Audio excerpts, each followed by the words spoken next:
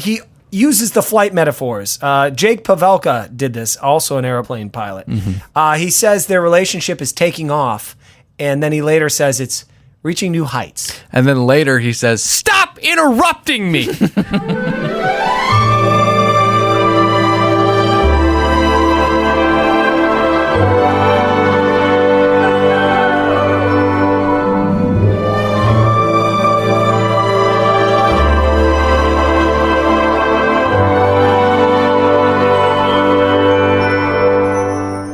Hi, hello, and welcome to another brand spanking new episode of another Bachelorette podcast. My name's Dylan. I'm saddled up next to one real Nicholas Davis. What's going on, everybody? Patrick, the producer of the podcast Behind the Glass. Good to see everybody. Guys, we're back for episode 3 of The Bachelorette. We're going to jump into general thoughts. It's going to be piping hot because I'm sure we've got some pretty strong takes right out of the gate. I wouldn't assume anything, Dylan. Yeah. But you're right. Yeah. Do you want to jump in first? I'd love to. Yeah. Hannah B is putting the naysayers to sleep. It was an incredible episode, and it was an incredible episode because she is such a great lead. Pat. I can't enhance that general thought that Nick just threw down. Yeah. I agree 100% with Mr. Davis. I got to tell you, Mr. Davis, huh? I have not enjoyed a season of Bachelor or Bachelorette this much. It's bringing that warm feeling back to me that I had in the late, like 2009 or something. Then it went into downhill. Yeah, it's almost like when you put it on, you don't dread having to watch it. No, that's right. I enjoy it. Yeah, it's pretty bizarre. It's a very, very foreign feeling. Despite how good an episode is, I'll still always fade in about that last half hour. Oh, yeah, absolutely. Yeah, There's no way to watch the show consecutively and write notes about it. It's just impossible. Please just make the show an hour. Yeah, please. My general thoughts are this episode was fucking insane. I mean, absolutely insane. I don't think we're going to get an episode that will top it the entire season. It had all of the truly pathetic moments that make this show good. Boys, let's get into the episode. Chris Harrison walks in and says, "Crazy night last night, huh?" I could not remember what the fuck he was talking about. Me neither. Actually. Who cares what happened last night? Let's get started. But now I recall that you made me think about it. But what was it? Hannah B, we'll get to it later, was a little drunk, I think, at that cocktail party. She came in and cried. She came in and cried. Oh, crazy night last night, huh, guys? He was so excited about it, too. I don't know if you guys picked up on this. He walked in with that day card, slapped it on his hand. Oh, yeah. Sounded like a gunshot. Yeah. He's practiced that. Hey, Chris, calm down, buddy. But up steps Pete in his work league softball jersey and reads us a date card. Pat, gonna need a roll call. Oh, you want a roll call? Absolutely. Roll call, hit the music! Here's who's going on group date number 1. Jonathan, different strokes they got. Mateo, no way-o. John Paul Jones, I've been dazed and confused so long it's not true. Tyler C, looks like a backwoods version of Conan O'Brien. Kevin, I don't know who you are. Jed, stop treating this show like an audition for American Idol. You get a hometown. Micro Mike, and Cam, always be Cam. Kevin is Little Vampire Pig. Vampire Pig? Yeah. Well, let me make a note of that. Yeah. And he also served in our armed forces. Mateo Noeo, my favorite roll call nickname ever. So applicable, and I'm a sucker for rhymes. He is a wallflower. What are you doing here? One of the fascinating things about this show is that there are always 5 contestants that make it right up until the hometowns that they literally have a total of 4 minutes of camera time on the entire season. It's weird. I think, and this could almost be considered a hot take. There are some people that, though Hannah B and them have no chance, no interaction, they're just fun guys, and they befriend the producers. So, like, when Hannah B's elimination time, there's a bunch of guys that aren't winning, right? But the unlikable ones are the ones that are going home. Okay, let's get to the group date. Hannah tells the guys she's got something really interesting in store for them, and she was not lying. They walk into a wild scene that is Jenny Mollen reenacting childbirth, screaming, "Get it out of me," and Jason Biggs cackling and holding up a baby doll. Hey, guys. Insane. Who's Jenny Mollen? I was watching with my darling wife, Cecilia. She seemed to know who she is. I've seen her before, maybe talking to Chelsea Handler at a dinner party or something like that, but I have no fucking idea who she is, and I love John Paul Jones, the guy from American Pie. Too I was not familiar with Jenny Mollen's work, Right. but being the curious soul that I am, I did a little digging. Oh. She's known for parts on The Angel. The Angel or just Angel? Angel, possibly. Got it. Wait a minute. It was shallow digging. Jessica Alba series? No, that was Dark Angel. Oh, sorry. You idiot! You fucking fool. What an idiot. Pat, don't... I'm sorry. Couple more facts on Jenny Mollen. Oh. She also wrote a New York Times bestseller on I don't know what, Again, why? and is a popular columnist for an offshoot of the Playboy brand, which I Hustler? I don't think. I think those are separate companies. Yeah, it's not an offshoot. It's a rival. One other non-interesting note on Jenny Mollen: she comes from a family of doctors. Her father being an osteopathic physician who has appeared on the Oprah Winfrey Show as a health expert. Yeah, you right? You did, excuse me, accurately categorize those facts as uninteresting. So, How about Laszlo? That's a pretty unique name. Hannah really smoothly after this, I don't know, you could call it performance art, just says, I want to have a family one day, which aside from not owning a hair salon is her biggest dream. So today they're going to be testing the guys on their knowledge of childbirth and motherhood. Hey, I want to say this. With this line of questioning that these guys got asked, there were some tough questions there, and I got most of them wrong. And my wife was kind of yelling at me. Yeah. But I was surprised at some of the questions as well. But I also didn't like the way Jenny Mollen, is that her name? Yeah. Who knows? Who gives a shit? I didn't like the way she condescended to whoever wrote down uterus. I thought the question was strangely worded because Okay. it said, what organ grows during pregnancy? I said Right. uterus too. It was placenta though. I did not know it was an organ. Oh yeah, no, it's a deflated balloon of I don't know, plasma. Plasma is the reason I probably thought it to be a liquid. You know, there's tradition. A lot of women. I shouldn't say a lot of women, but some women who are would be followers of Manson today opt to eat the placenta, chew on it because it's kind of an ingestation of what has just come out of you, and it's supposed to be rich in nutrients after you've given birth. Also, an active ingredient in a lot of shampoos. Genuinely curious if you guys got the gestation question right. Yeah. Of course. How long is the gestation period? It's really just do you know what gestation means? It's an Right. obvious question. But how could you not know what gestation means? If you're a 20... I mean, we're talking about Cam here, who's 30 years old. And if you look like Cam, you have to be smarter than that. Like, you can look like Tyler and be as dumb as he is. But you can't look like Cam and be... Two weeks for gestation? Speaking of Tyler C., Yeah. before we even started this whole pregnancy endeavor, he pretty much summarized his knowledge of pregnancy. I don't really know too much about pregnancy, but that your belly gets bigger and bigger, and the woman gets hungrier and hungrier. So, I'm excited to learn what else is going on here. He's so enthusiastic about his ignorance, though. I like it. And hey, that's maybe a little tongue-in-cheeky there. No, I don't think so. No? No, I don't He said think so. something later. Don't want to get ahead of myself. That made me think. I think I agree with Patrick that he's smarter than we think. You think? No, Okay. he's dumb, but he did He's dumb as dirt. He said something very smart later. How about A for effort with the producers of The Bachelor on this bit? I thought this A+ on this. I laughed. My wife and I, we were having a great old time. The question part of the whole thing. The whole thing. Yeah, the whole thing was electrocuting, great. all that shit. Can I just get back to the placenta question really quickly? When the answer comes out as placenta and Jed gets it right, Hannah's like, somebody knows their way around a woman. Hannah, that is not a sexual part. Okay, let's get to the recreating of breastfeeding pain. They put clothespins on their nips. I don't know how accurate that is. Doesn't seem like the most scientific. And now to the finale. Let's get to the grand finale, guys.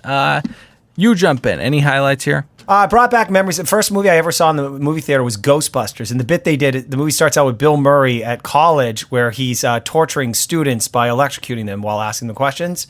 I enjoyed that. This mimicked that. I think the producers have a pretty good sense of humor. Mm-hmm. There's another great scene in Always Sunny in Philadelphia where this frat gets a hold of a taser and they're tasing Frank. Oh, yeah, that was really funny. It's pretty hilarious. I don't know. I mean, that's a taser, though. This is...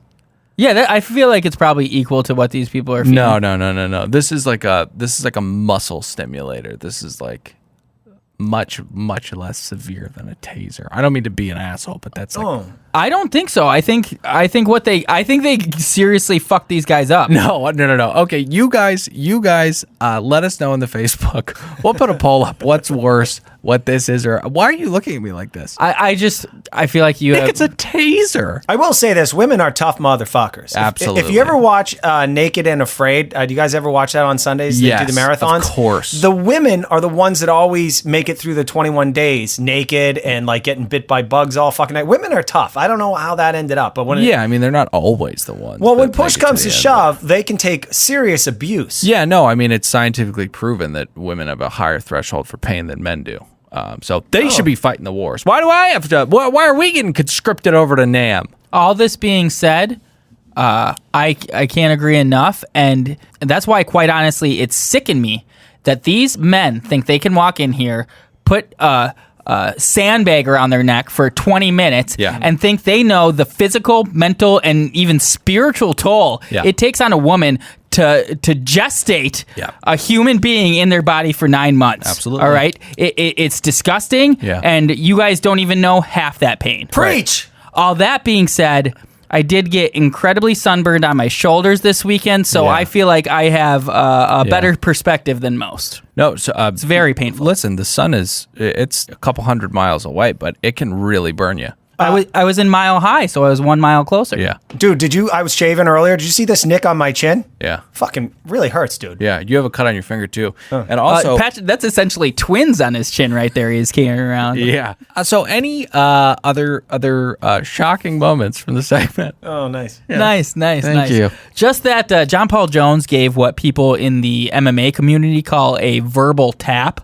You can't yell like that during the middle of a submission. That is equal to tapping out, and you are out of there. Got it. He even squeezed Hannah so hard as to possibly fracture it.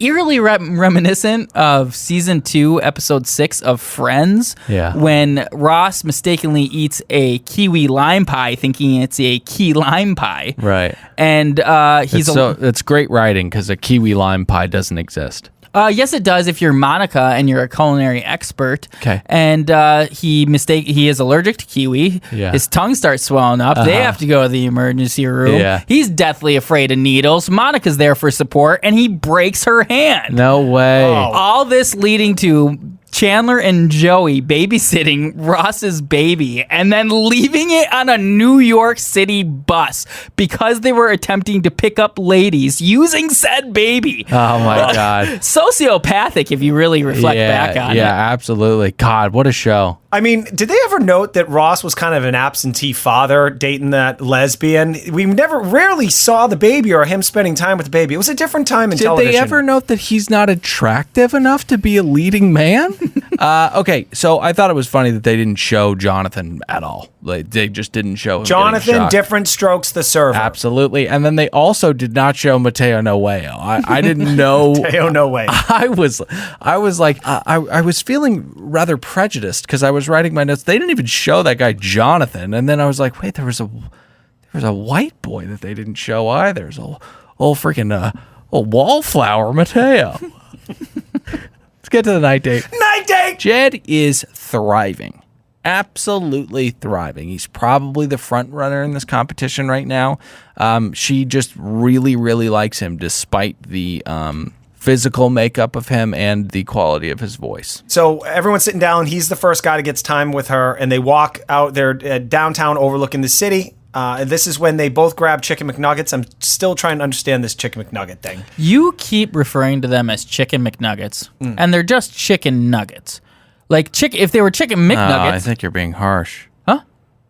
Chicken McNuggets would be a specifically... That's a trademark thing.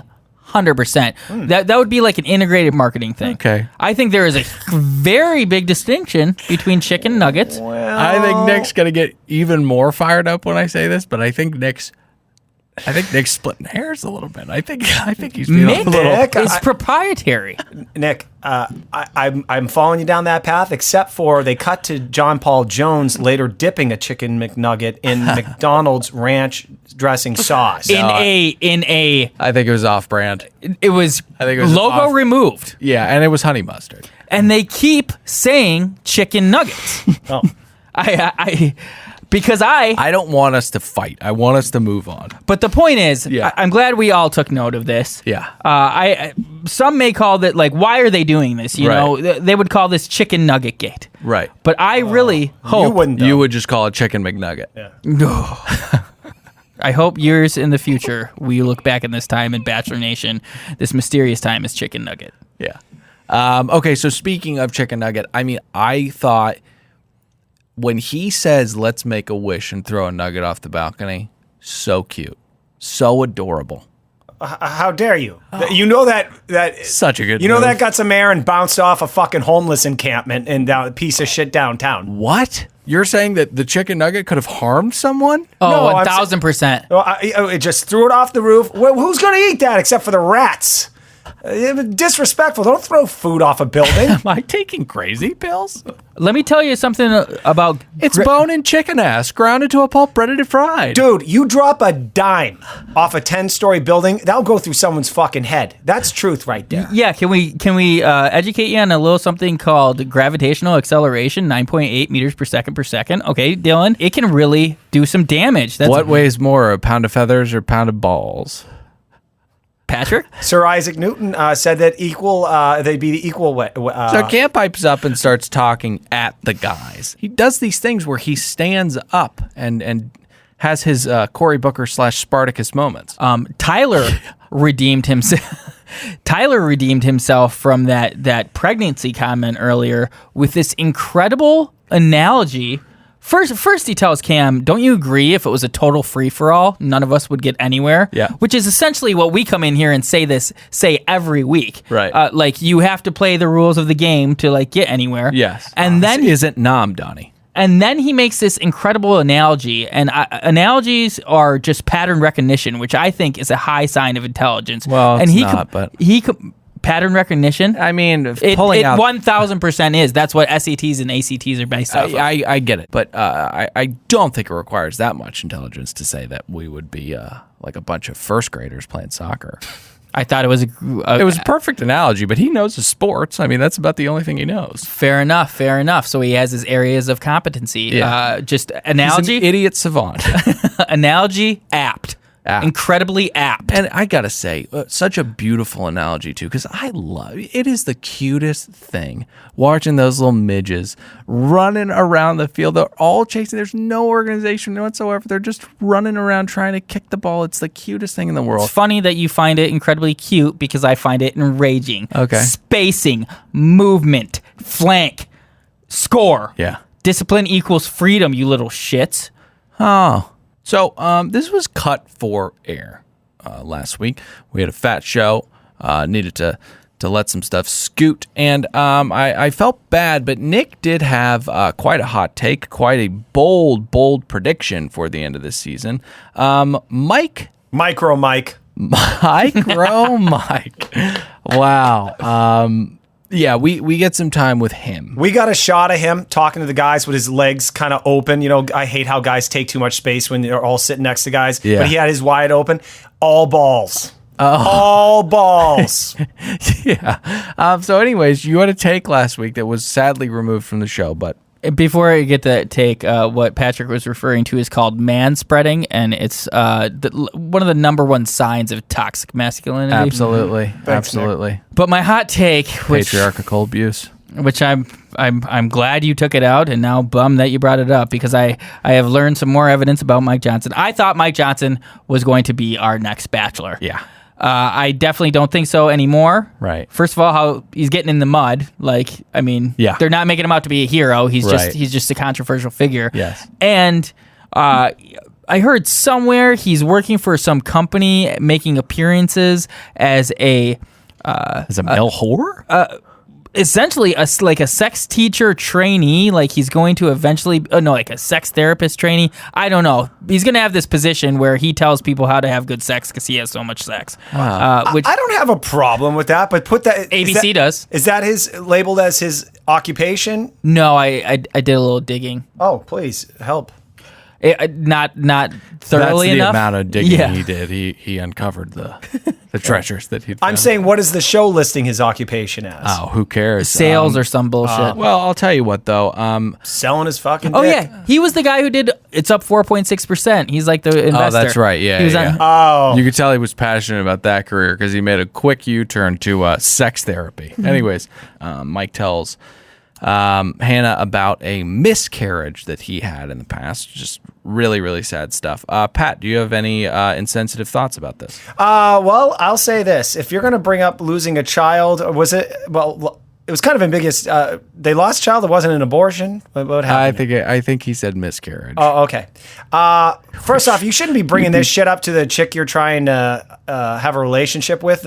Save this for like a year or something. Mm-hmm. I still don't understand what happened. I will say he never said miscarriage.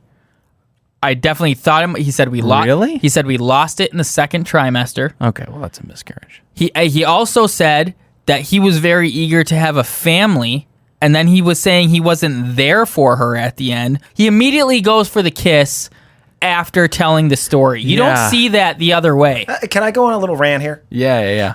Look, everybody that's going to be on this show, I understand that the way they play the game, and now this season, it's never been more evident that they realize there is a point. Right. In this episode, if you were going to name this episode, It's the trauma quotient. it's the trauma quotient. All right, look, assholes. If you think you're going to be sent home on this stupid show, and now you got to bring up your fucking dead grandma, Right. Or Mike, you're an asshole for bringing up the fact that you lost a goddamn motherfucking child on this Right. show, so that you can stay on. That's an incredible take, and also it's so hypocritical and so ironic that he went after Cam so hard for telling a pity story Oh yeah. to try and get a rose. What would you call the rose that Mike received at the end of this night date? Yeah. You know what she called it? She called it the being bold rose. Yeah.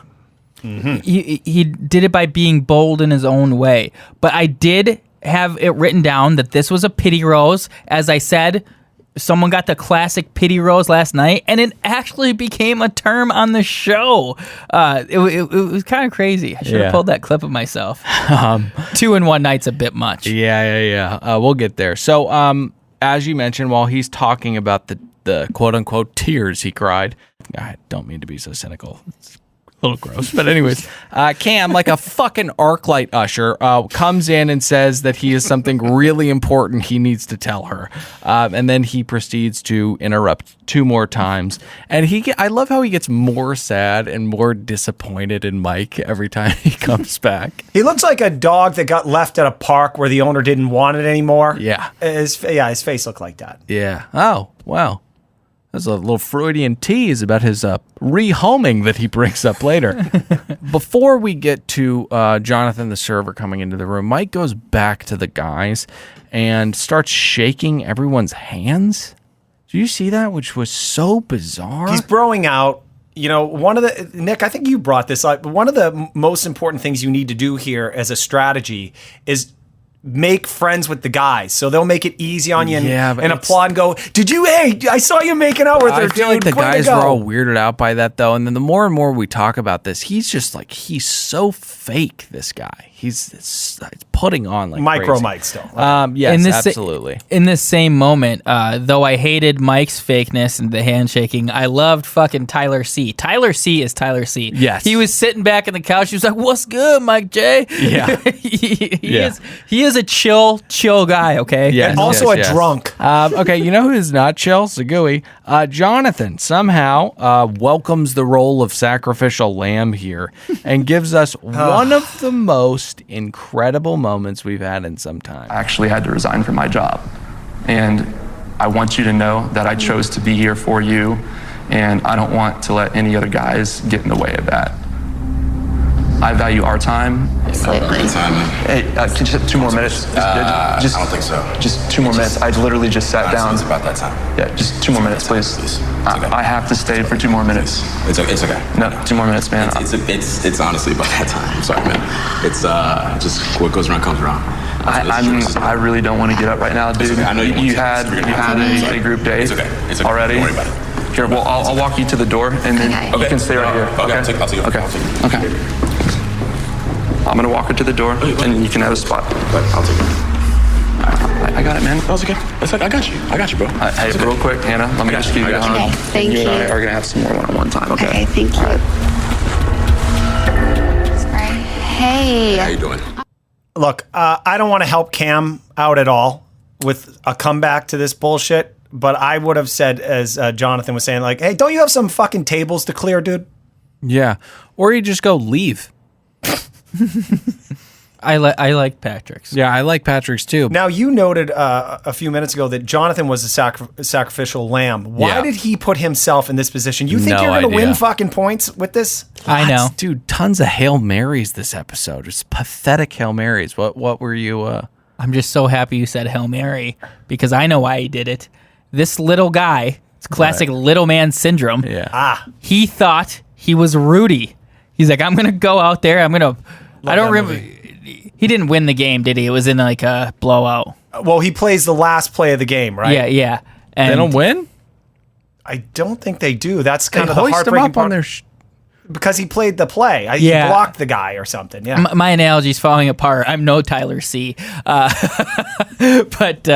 whatever. He thought he was Rudy. He went in there to save the day. He even said, Cam, surprisingly, when they sit down and he's staring at him for 15 seconds, Cam even says to him, he's like, I'm surprised you had it in you.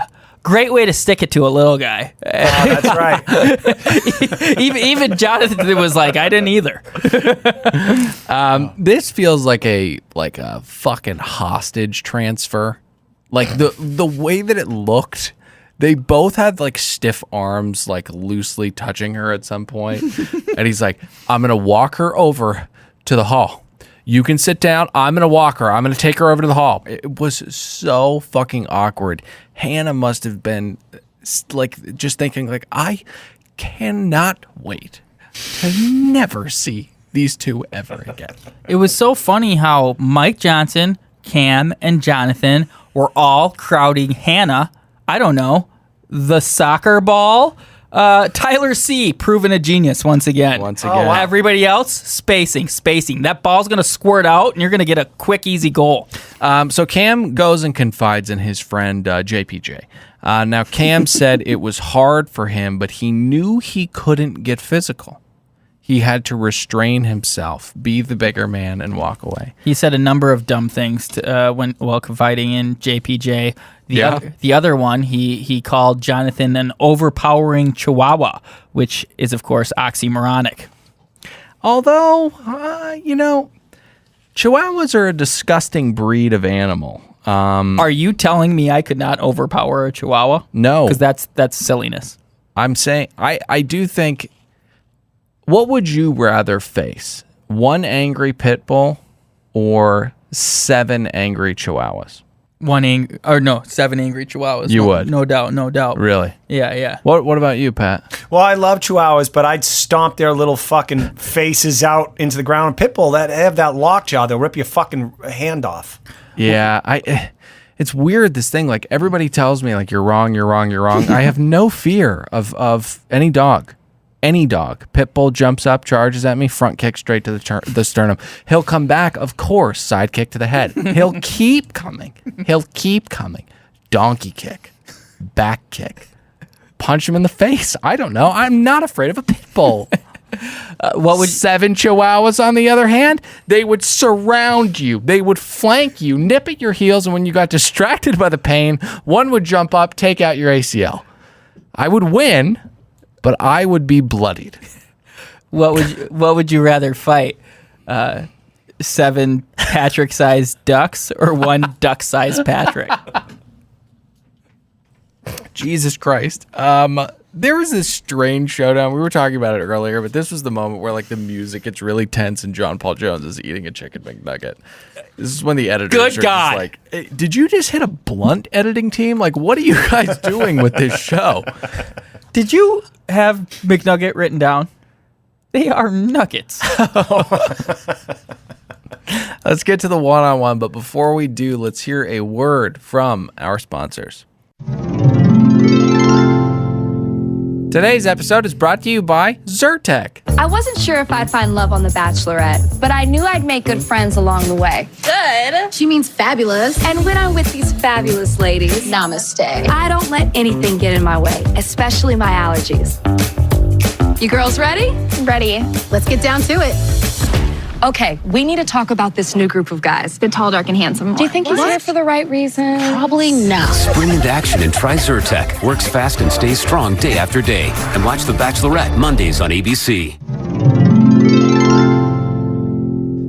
Rachel Lindsay. Wow. 3 years removed from being the Bachelorette. Yeah. A Zyrtec commercial. Yeah. Lighting the world on fire. Well, I mean, I'm sure she probably got Skrilla for it. My problem is Jasmine. The chokey. Yeah. Do you like being choked? You know what? Can I choke you? Can I put my hands around your neck? It's good. It's like really good. You want me to do it?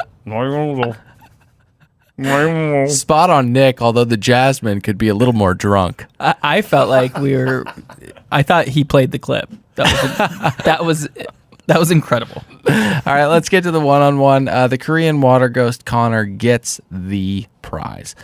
He is geared up and ready to go, and we are hearing him say how geared up and ready to go he is. Excited to get out of here. Ready to go. There's a reason I'm on this date. There's a reason I wasn't on a date last week, and she saved this one for me. Date card says, Connor, let's set sail on our love story. I want so badly to just sail away into the horizon with Hannah and spend as much time with her as I can. What a nice guy. Handsome as the day is long. I will tell you, the voice is, I mean, it is excruciating. What are you talking about? What are you talking about? All right, so he's ready to go, obviously, and he's ready to set sail with Hannah, whatever the fuck that means. Ding dong. What? Oh, that's when the doorbell rings and the cancellation notice shows up. What? Well, He went ding dong because the cancellation notice for his date card. Oh, got it. sorry. I felt like it was. Ding dong, the cancellation notice shows up. I was confused by that. I don't know. Ding dong. Okay. Oh, hey, who is it? Oh, it's cancellation notice. Yeah, your day date's completely canceled. Yes, because Hannah was recently released from the hospital. Hey, Hannah, why the fuck are you in the hospital? I think this good Christian girl was doing a little boozing, and she's not as used to it as some of these guys in the house might be. Hence her crying the night before at the cocktail party. Huh. Next morning, she's getting pumped with fluids. Oh my God, they're putting saline in her arm. She must be near death. Suck it up. Watch it behind the curtain here. Sometimes I show up at the studio before we record, and I watch the episode again with the guys because Dylan doesn't watch it until we're about to record. Right. They showed the trailer before the commercial break of why she was in the hospital. They made this look like she had been raped or something. Oh. No, honestly, the guy's like, "What happened to Hannah? What happened?" When you rewatch it, you're like, "Holy shit!" Well, what does happen is that she can't handle her Michelob Ultras. I don't know, but she fainted in the morning, I guess. Big whoop. Anyways, she is. If you haven't passed out in the shower after a night of drinking, You haven't lived. yeah. And also, I Thanks, want to say Pat. this. Here's another part of this. Yes, drinking a lot, and then she's trying to maintain her weight because she's a pageant queen. Got it. And don't give us like 1 star because I mentioned a woman's weight, right? Nope, that's a hot She's take. on TV, and she's trying to look good, and she's trained to be thin, and she's drinking and long nights, and she can't handle this schedule. Yeah. I mean, I know when I get out on the links, I haven't eaten in a while. I've put back 4 or 5 beers. I mean, you just can't swing the club the same way. You just can't hit the ball the same way. Exactly. And I will say, maybe she's a little weak from, I don't know, possibly throwing up, maybe possibly self-induced throwing up. There's a huge difference between bulimia and knowing when you're on national television, you want to shed a couple pounds. Okay, guys? So the date has been called off, but he does get to go over and just hang. And everyone's jelly. Everyone's jelly. Because you fall in love when you are, 1, traveling, and 2, when you're just hanging. This is extremely valuable time, and the Korean water ghost has fallen into it, very luckily. So he goes over to her digs, and she's reading, or at the very least looking at a book. Journaling, dude. I think she had a pen in her right hand. I don't want to be that detailed, but yes, I believe she was writing. I'm going to check that out, because anytime you see someone writing, it's great to make a meme where they're writing what Regina George wrote in the Burn book. So I'm going to make that, and it'll go viral for us. Okay, cool. Definitely. Hey, can I, again, I touch on this. Probably, audience, you let me know in the iTunes reviews if you hate me bringing this up as much. All right. Can you imagine if it was the bachelor in the bed that was sick that couldn't make the date, and then the girl shows up with the flowers? Hey, how you doing? How you doing, Jake? Hey, why don't you come on, crawl in bed with me? Come sit over here. This is a fucking hypocrisy we're living in right now. What are you talking about? What do you mean, what am I talking about? You can't just invite someone in your bed and assume that they're just going to sit there. You know them for 1 week or something. It's inappropriate is my point. I think what he's saying is absolutely accurate. You can't flip the things, but I don't get outraged by it. I think it points out that there are differences between men and women. Yes. This is okay, but you're right. If it's flipped, people freak out. Yeah, what world we living in? Is it really? Yeah, I'm not tracking at all. Would people really get upset if a girl got into like Colton's bed or something? If a guy was sick, he cancels the date after coming out of the hospital. He's like, no, just come to my hotel room. Come in my hotel room. Well, when you say it with that affect. Oh, so it's affect now. Hey, Pat, I need a meanwhile. Meanwhile, back at the house, Luke goes on a little diatribe about, I don't know, how he would not leave her hotel room if she asked him to leave. Luke, is foreboding and threatening an attractive quality to you? Are those attractive qualities to you? Generally, that's most domestic disputes. Get out. No. Get out. No. I'm calling the cops. Right. Romance. All right, let's get back to the one-on-one. Again, with the trauma quotient, this is another horrific story. Connor says that he witnessed his mom have a stroke and get airlifted off a mountain. We don't hear what happened to her in the end. I don't know if she's okay or not. I guess I don't know if she's okay, but she is alive. She's alive, but we don't know if she's drooping. I'm sure she looks like good old JR, Jim Ross. Is this the first episode where we have 4 I'm being vulnerable stories? It's pretty fucking crazy. I mean, they've jumped the shark on The Bachelor with this, in my opinion. Nick Viall, he foreshadowed it in their Bachelor tour when they sat down and talked to him. He's like, this is when you tell me a sad story. Yes, and that one filthy, yucky normie couldn't think of one because she just has a regular old life. And she takes tragedy and she doesn't make it like a big deal. Hey, producers, do we really want to make this where we know episode 3 is when all the contestants are going to tell you that their grandmother died of AIDS and she doesn't know how she oh, she got it from a fly bite. I will say, or Studio 54. I will say, though it was overdone tonight, his was clearly the best and the most effective. Yeah, absolutely. And he brought it back. It made it natural because he said he loved the way his father treated his mother after that happened. It made a point. He has respect for near-death experiences and long marriages, is I think the way you're trying to get to, right? Like he brings it around to, but that was his point. But my point was that he had a point. Well, they're still together. His point is that it wasn't a pointless story. Right. Well, she's alive, and now they've been married for 35 years. Yeah, but Pat, again, we don't know if she's drooping. And it not only did it have a point, but it had a segue into it. Hannah was sick. His mother had a sickness. It was... I guess Mike Johnson had a little bit of a segue. Can we call him Micro Mike, please? Yes, Micro please. Mike. I'm sorry, Micro Pat. Mike. We need to move on. He gives her, she bids him adieu, and he leaves her some rather cliched notes around the house. But good God, Nick Sparks, eat your heart out. This worked. I hate The Notebook. Let me tell you something. I want to give this guy some credit. He's far more cunning than we. I think he's just a good guy. I think he's just a sap. Well, perhaps. I have to say this Post-it note thing is wonderful. Yeah. Plays to her heart. I can't imagine her 24 hours earlier thinking she was going to keep this motherfucker around. But no, I disagree. I think Really? Yeah, no, I think Immediate chemistry since they met before even the season. I think this probably cemented him as a hometown guy. But I do have one problem.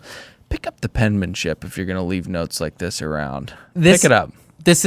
I thought the entire thing was adorable. I was like, man, like I could never do something like this because of my insecurities of my third grade looking handwriting. Yeah. You know, like it's not an attractive quality. But it makes me look half retarded. Yeah, no, it absolutely does. I've seen it. It looks like chicken scratch. Hey, new segment. Can I do a new segment? Okay. I love new segments. Oh, all right. Here's a new segment. Pat teaches Dylan and Nick how women think. Okay. Lesson to be learned here. Why does Hannah enjoy this? Because he spent time trying to make something that would connect them. He basically put in an effort. Walking around with a fucking Sharpie, as little as you think it would be to a woman, and making a little scavenger hunt, he put thought into it. That's what gets her a little moist downtown, if you know what I mean.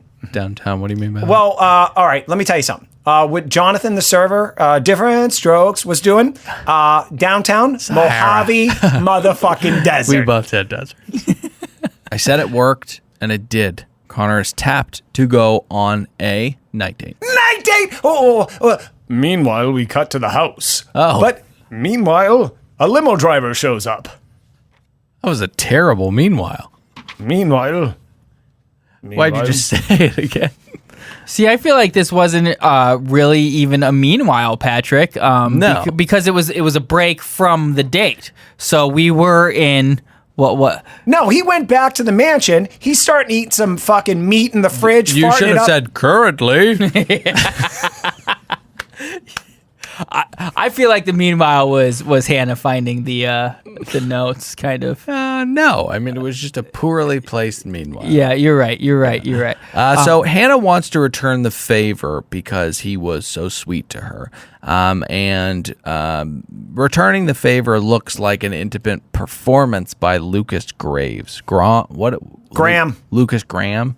Lucas Graham. Poor man's James Blunt. Yeah, I mean, you know, not the best. I thought that he was trying too hard. If it's an intimate setting like that, bring the voice down just a little bit. You don't need to belt. Make it about you. Yeah. You know, people are trying to dance and kiss here, Lucas. You need not sing that loudly. But Jed, take notes. That's what a good voice sounds like. Can we get to the next day? We can. Sure. Unless we allow me to digress for 1 second. Sure. Why not?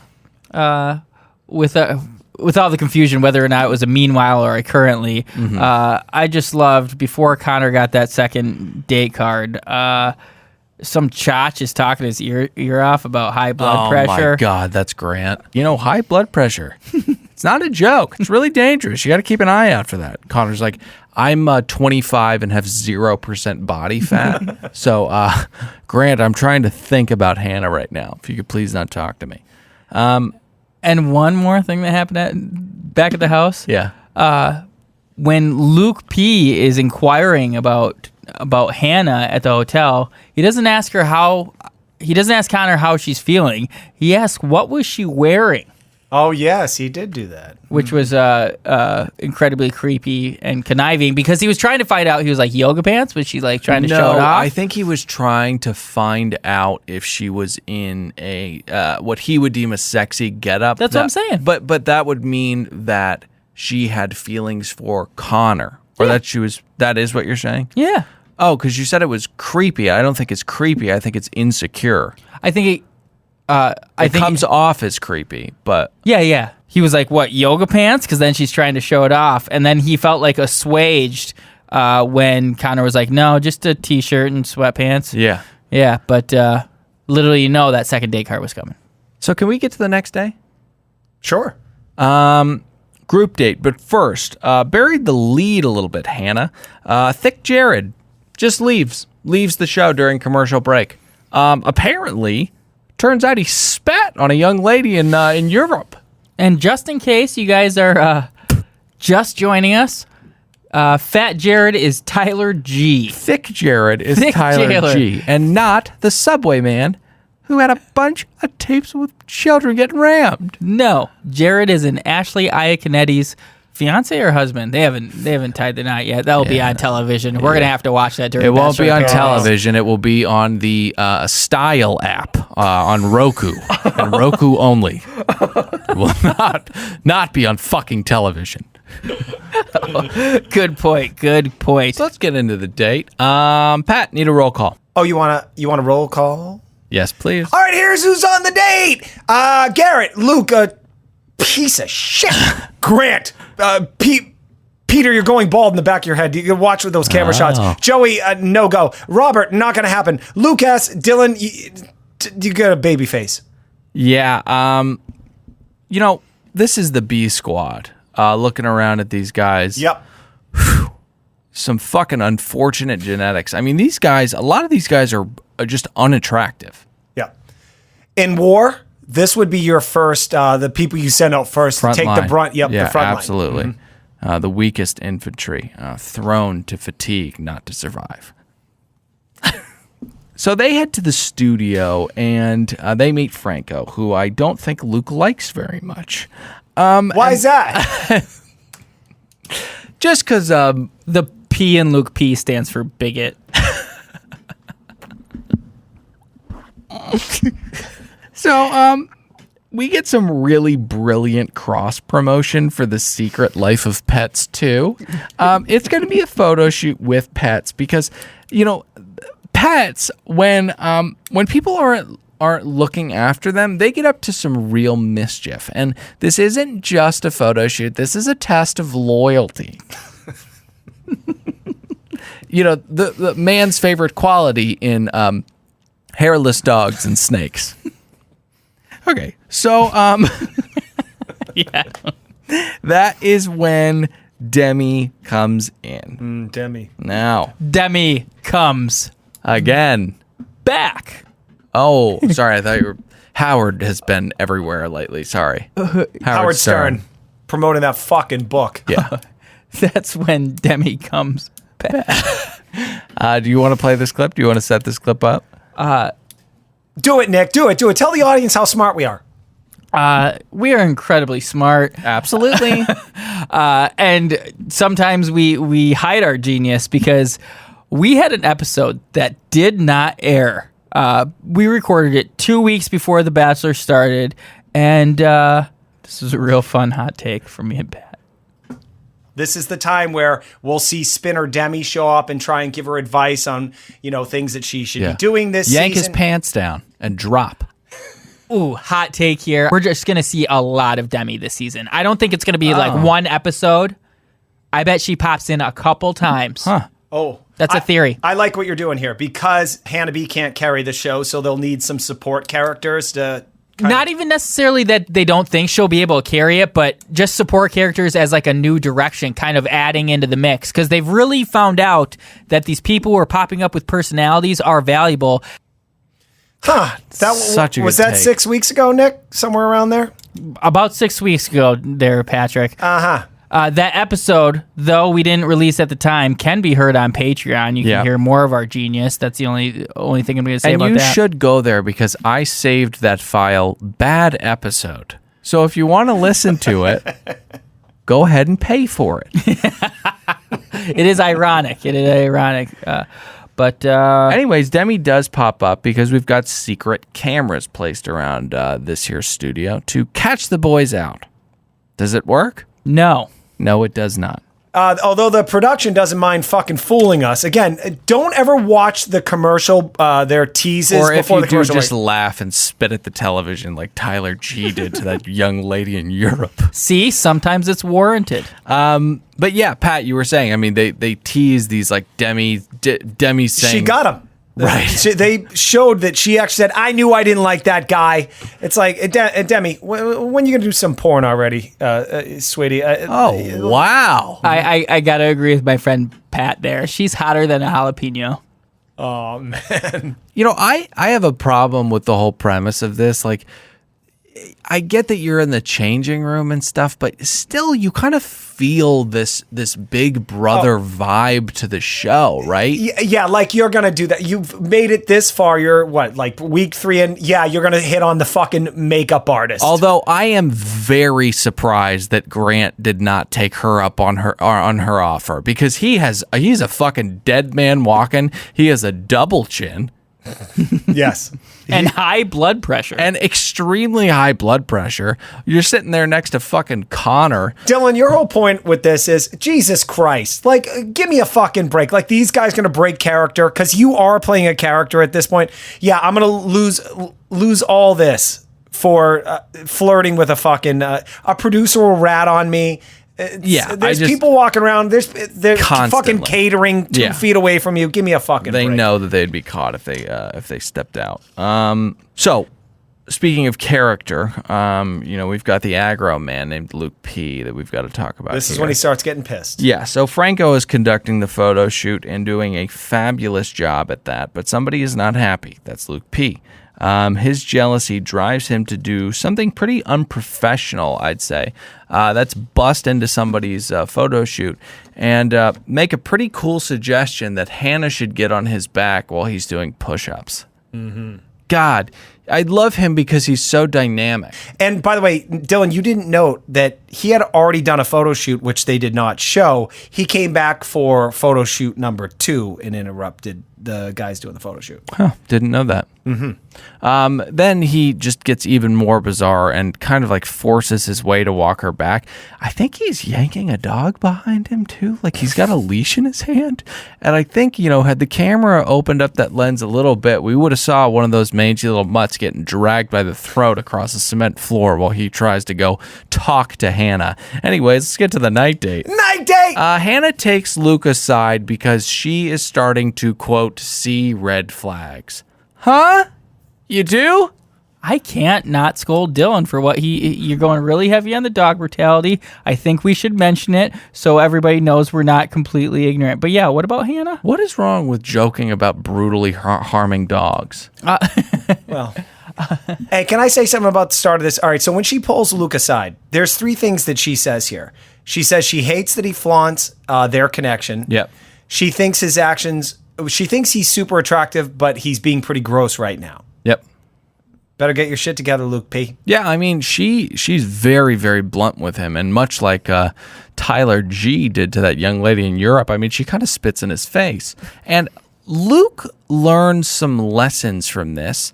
1, she didn't let him talk, and that made him angry. And 2, he's going to ignore what she says moving forward. The P in Luke P stands for oblivious.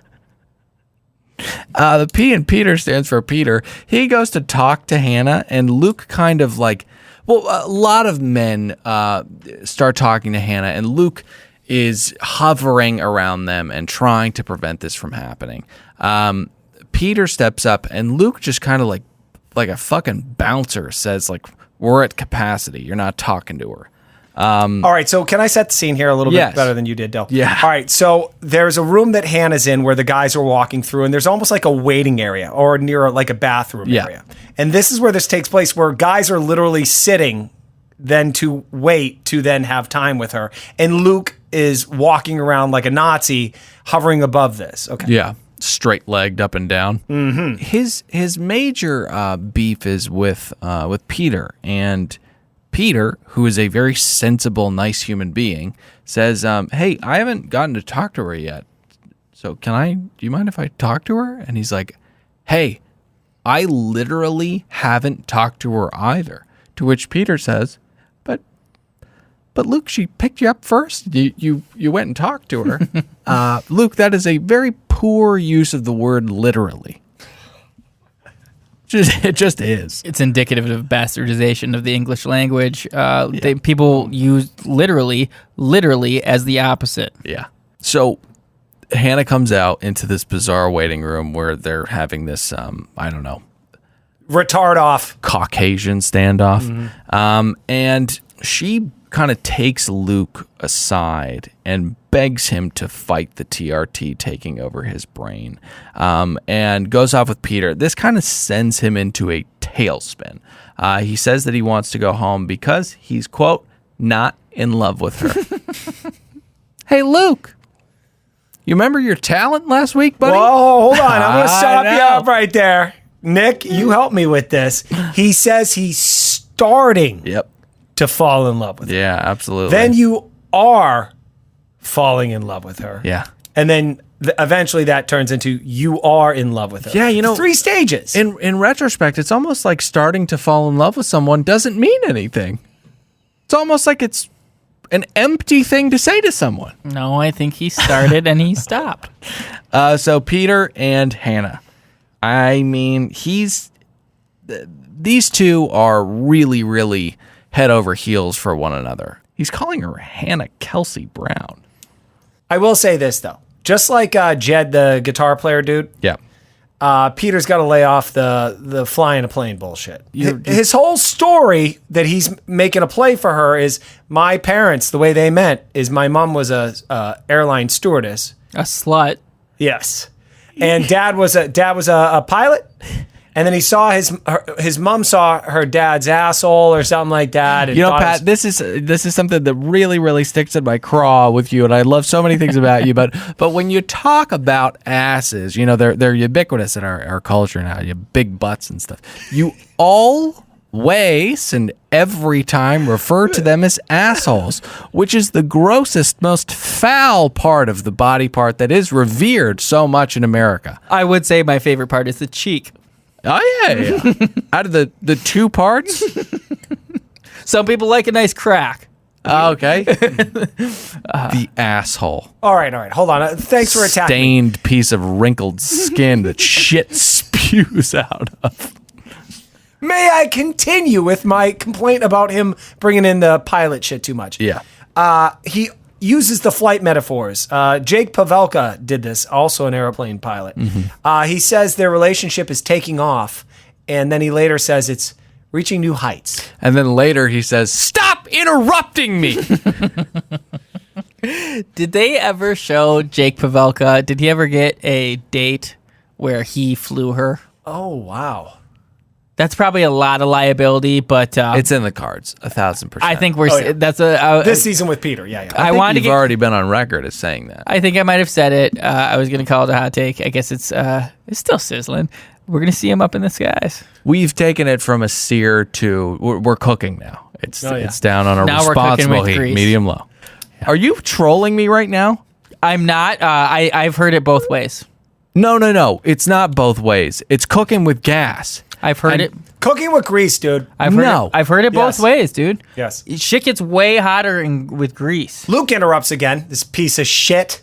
Yeah, so she takes him aside and says, again, you're not understanding what I'm telling you, and then proceeds to tell him all of the same things that she had said in the beginning of the evening.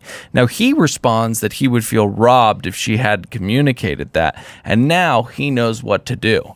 Hey, Luke, this information was told to you 30 minutes ago. Yeah. You said the 2 biggest takeaways, I'm angry that she didn't let me talk, and I'm going to ignore everything she says. You're a buffoon, and I'm not saying that you should be euthanized. I'm just saying that Thanos snap, I think, is a beautiful way to kind of eliminate the trash of the world. And I think that Luke P. fits so snugly into that category. Now, I assume our audience, which I think is the bulk is female, didn't see Avengers Infinity War. That's where Thanos eliminated... the biggest movie in the world. I think plenty of people saw it. Biggest movie of all time. Yeah. Lots of women saw it. I did not see it, but I did see one after having 300 milligram. I saw Avengers... what was before this one? What are you doing right now? I'm just saying I saw one Avengers movie...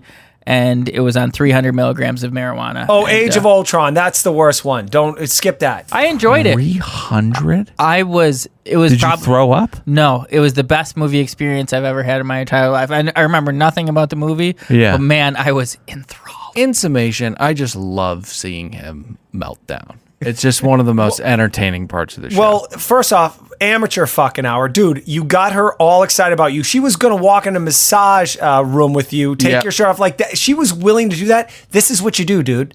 Now lay back Yep. and let everybody else destroy themselves. Well, She'll be thinking of you every night. it requires a certain amount of intelligence and willpower to be patient. If you're cooking a good piece of meat, you can't smother it. You can't agitate it. You have to let it sit and develop. Can I make probably a more palpable metaphor for the audience? Sure. Hey, this is when the guy that you fucked 2 years ago before you got married, now your husband, you've been married 6 years, he's farting in bed, he got fat. Yeah. Who are you still thinking about? It's the guy that you slept with 6 years earlier. Yeah. It was really hot and Yeah. heavy. That guy's not around. Right. If he were around, you'd be bored and sick of him too. Hey, Absolutely. Luke, get the fuck away. Stay away. Yeah. I'm telling you, dude, Luke would have won this competition if he just would have laid back. Go take a water break. Sip out of that 3-gallon drum you carry around all the time. Because if you don't drink that much water, your liver will implode like a dying star because of all the steroids coursing through your body. All right, let's get to the next day at the mansion. Chris Shitface Harrison comes in, has an announcement. No cocktail party. But we're going to be doing, roll tide, a tailgate party. Cam thinks his time is in jeopardy. I don't know why he would think that. But he raises his hand once again and tells the guys that he needs to talk to her first. And that he has something to tell her that could get him sent home. Hey, Cam, you're no James Holtzauer. Yeah. I don't know the reference, please. The guy in jeopardy, but I'm still confused. What do you mean? You said Cam's time is in jeopardy. Oh. I was waiting a long time to say it. After he delivers this, I don't know if you want to call it a monologue or not, after he's done talking, there's an awkward pause, and then Mike, who fuck you. I really don't like Mike. I really, really don't. I fucking hate Cam. Micro Mike. I really don't like Micro Mike. I think he fucking sucks. After a long pause, he says, there's no rules of engagement. Fine, but still, everyone else in that room has the ability to internalize what a psycho Cam is and feel bad for him. Mike feels weirdly threatened by him for some reason and thinks that he's somebody that he actually has to put effort into eliminating from the show. That's very odd. Maybe they don't see it as well as we do on camera. Like maybe Cam's putting up a good facade that he's doing well. Who knows? But yeah, he shouldn't be putting energy into this. Can we break down what Cam, always be Cam, says to Hannah and things that happened in 2014? Yeah, let's jump to that. All right. I believe there's 3 things that he lays down. Yeah. Who wants to break this down? Me or you? You can go for it. All right. He said grandma got an amputation. Was that Nope. one? Nope. So I'll take over.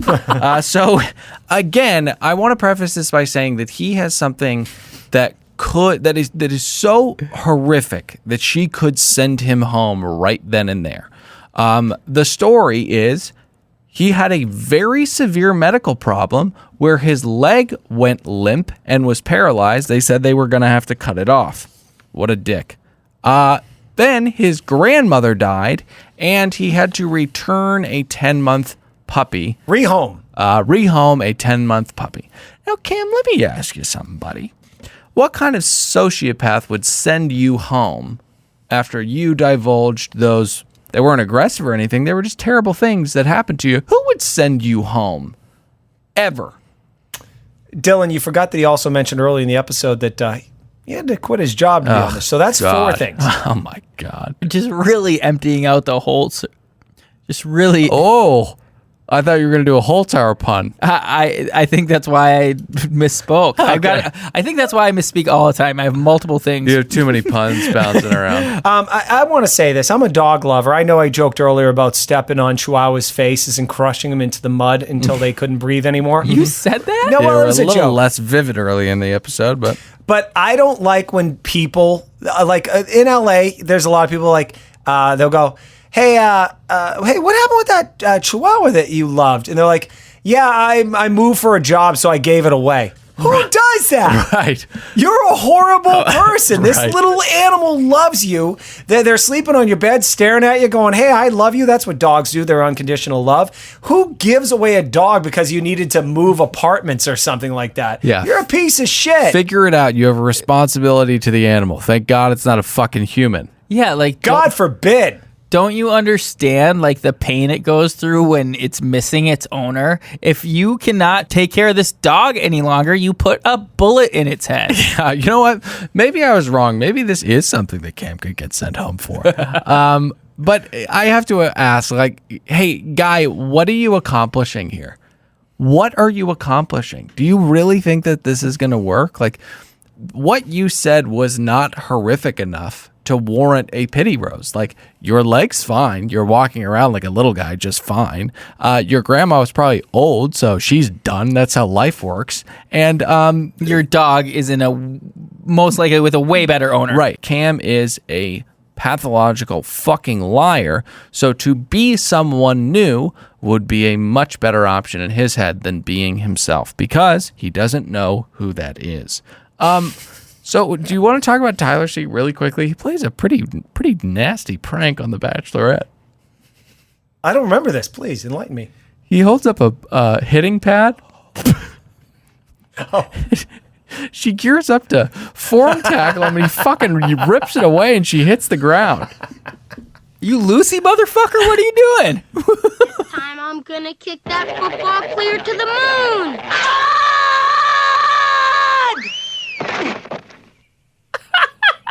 She got him again. Okay, let's get to Mike, who, God, as we talk this through, that's why I just love you boys. I mean, breaking down the batch with my bad boys of reality recap television buddies. I mean, I just fucking hate Mike. Micro Mike, the more I think about it, this was such a dirty fucking play here. Yes, Cam is a piece of shit, and the subtext, of course, is what Mike says.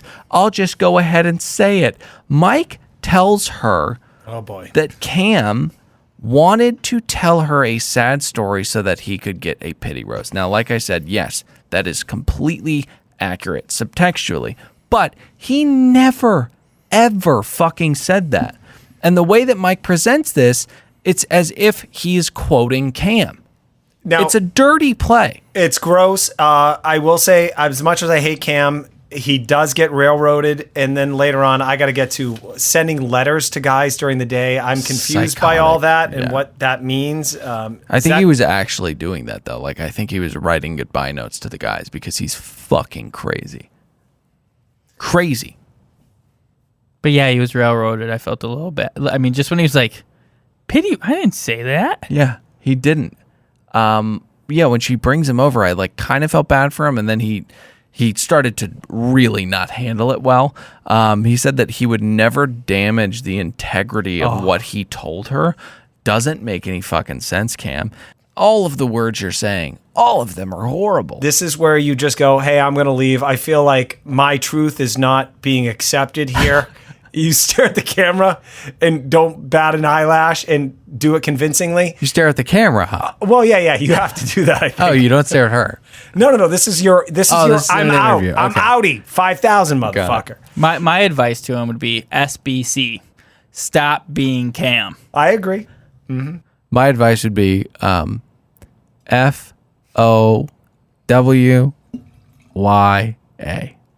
Figure out who you are. You're 30. Oh, God. Okay, let's get to the rose ceremony. Thank you for being a friend. Travel down the road and back again. Your heart is true. You're a pal and a confidant. And if you threw a party, it would have sequence involved with Put it. it out there. McClanahan. What? Pat. Yeah. Need a roll call. All right. So is this the roll call on who stays during the rose ceremony? Yeah. Yeah, baby. All right. Here we go. It's the last roll call of the night. You better play this fucking music, dude. I will. Roll call! Hit the music, Dylan! Here's who stays! Jed, looking like a ventriloquist that's drunk. Tyler, looks like a southern drunk. Dustin, random black guy. Dylan, possibly a homosexual. Grant, stop eating. Your face looking so fucking fat. Luke, you're a piece of shit. Garrett, great hair, dude. John Paul Jones, with gratitude. Thanks to you, it will be done. Mateo, still no wayo, no camera time-o. Devin, are you still on the show? I don't even know who you are. Lucas, Kevin, no chance. Who's going home? Oh, yeah. I don't think Devin's still in the show. He was. Devin got a rose. Is he really? Yeah. Good God. Who Nose is ring and all. Devin. Nose ring and all. Hey, you want to know who goes home? No, that's Dustin. Yes, tell us who goes home. Different strokes it takes. Jonathan, you're going home. Yeah. Back to Chili's. Cam and other dude who gives a shit. Yeah. That would be Joey. Joey. There was a guy named Joey. There was a guy named Joey, and looks like the guys had a kinship with him, but we talked about it earlier. I don't know if production really liked him so much. Hey, get that guy with the dumb hair out who doesn't say anything. Get that guy out. That's like 8 guys in this show, to be fair. Yeah, it is true. There's that one guy. Oh, Derek, I think is his name. The Southern dude with the Johnny Bravo hair. This hair needs to stop. Gentlemen out there, please calm down with the product. All right, that's it for us. Really, really quickly before we wrap this up, we do have to get to a fan favorite segment, errors and omissions. Just a quick one from earlier tonight. Neither oblivious or bigot start with P. All right, that's it for us. Remember, jump in the iTunes ratings and reviews, leave 5 stars, say nice things. Join us on Facebook, search Another Bachelor Podcast, and find us on Instagram as well. I'm Dylan, saying goodbye. Nick, say goodbye. Goodbye. Pat, say goodbye. Bye.